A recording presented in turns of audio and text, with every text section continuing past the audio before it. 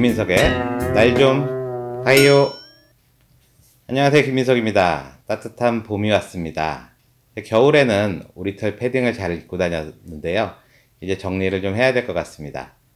제가 입고 다니는 패딩이 3년 전에 샀는데요, 그때만 해도 패딩이 아주 빵빵해 가지고 팔을 구부리기도 힘들었었거든요.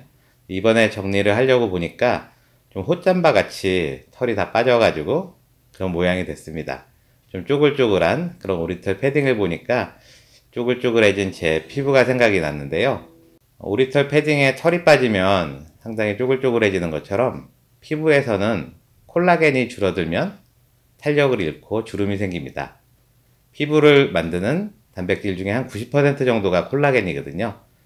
나이 들면서 피부 노화가 되는 가장 중요한 원인이 콜라겐이 줄어들기 때문입니다. 그래서 콜라겐을 좀 많이 만들어야겠다, 이런 마음으로 닭발이라든지 족발이라든지 돼지 껍데기를 드시는 분들이 계신데요, 그런 걸 드신다고 해서 콜라겐이 과연 많아질까요? 콜라겐은 굉장히 큰 단백질이거든요. 크기가 300kDalton이나 됩니다. 이걸 우리가 먹게 되면 아미노산으로 분해돼서 그렇게 흡수가 되거든요. 그래서 콜라겐을 만드는 원료인 아미노산은 우리 몸에 많아지지만 이 원료가 많다고 해서 피부에 콜라겐이 많이 만들어지는 건 아닙니다. 이것은 뇌를 먹는다고 해서 머리가 좋아지지 않고, 또 관절을 먹는다고 해서 무릎 통증이 좋아지지 않는 거하고 거의 비슷하다고 보시면 되겠습니다. 그러니까 우리가 피부를 많이 먹는다고 해서 피부가 탄력이 생기는 건 아니라는 거죠. 네이버에 검색을 해보니까 이렇게 식품이 아니라 먹는 콜라겐 제품들이 한 7,000개 나와 있더라고요. 생선의 콜라겐을 원료로 해서 콜라겐 미세 분말을 만들어서, 만약에 이게 아미노산으로 분해가 되지 않고 그 자체로 흡수가 된다 그러면 몸에 심각한 알레르기를 일으키게 됩니다. 근데 드신 분들이 아무 문제 없이 계속 드시는 걸 보면 역시 아미노산으로 분해가 돼서 흡수된다는 것을 알 수가 있고요.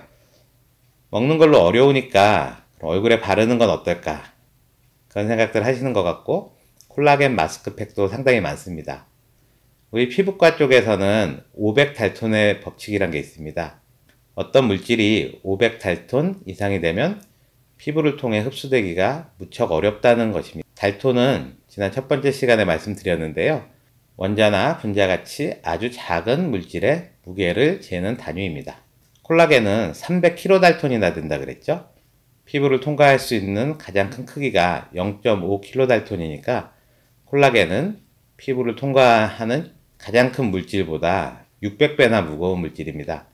그렇기 때문에 피부를 통과한다는 것은 거의 불가능하다고 볼 수가 있고요. 일반적으로 아미노산 하나의 크기가 100달톤 정도 되거든요. 아미노산이 3개나 4개 정도 연결된 펩타이드는 피부를 통과할 가능성이 있지만 5개 이상 연결된 큰 펩타이드는 피부를 통과할 가능성이 거의 없다, 이렇게 알고 계시면 되겠습니다. 오늘은 먹는 콜라겐과 콜라겐 마스크팩에 대해서 말씀드렸는데요, 피부의 탄력을 회복하는 데는 큰 도움이 되지 않는다는 것이 결론입니다. 그럼 다음 시간에 뵙겠습니다. 감사합니다.